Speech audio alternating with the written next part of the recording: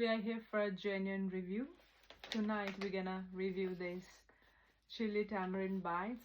We got this from TJ Maxx and यसलाई चाहिँ 5.99 so $6 परेको थियो and we are gonna try this one एकदमै like मान्छेले धेरै try गरिराख्नु भएको छ यो.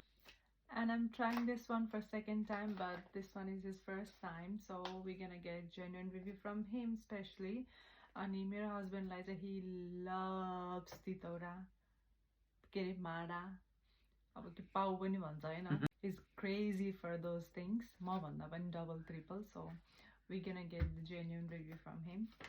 हामी दुईटा लिएर आएको थियो. मैले चाहिँ फोटेर रेडी गरिसकेको छु. दुईटा चाहिँ दुईटै उठाएर आएको. अस्ति नै एउटामा देखेको थिएँ मैले है, त्यतिखेर फेरि ट्राई गर्ने सोचेन अनि त्यसपछि मैले कति खोजेँ कि जहिले जहाँ गएँ नि खोज्ने कहिले नदेख्ने. तर आज चाहिँ लकिली हामी क्विन्सीको होइन त्यहाँको टिजे म्याक्समा एकछिन छिरेको थियो. त्यो टाइम थियो हामीसँग त्यता गएको बेलामा. सो मैले चाहिँ ट्राई गरौँ न त भनेको अनि त्यसपछि उहाँलाई मैले यस्तो यस्तो यस्तो भनेर यस्तो सुनाइदिएँ, रिभ्यू दिएँ.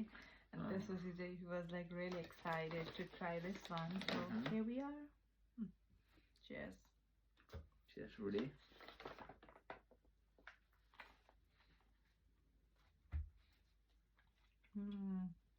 कस्तो हल्का अमिलो हुँदैछ. पिरोनी पिरोनी हल्का लाइट रहेछ. अमिलो.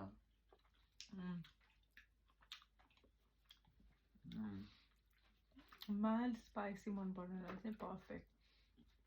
तर एकदम पिरो खानेलाई चाहिँ पिरो खालको माछा मन पराउनेलाई चाहिँ यसमा डल्ले खुर्सानी छर्केर खान सक्नुहुन्छ. बट मिठो.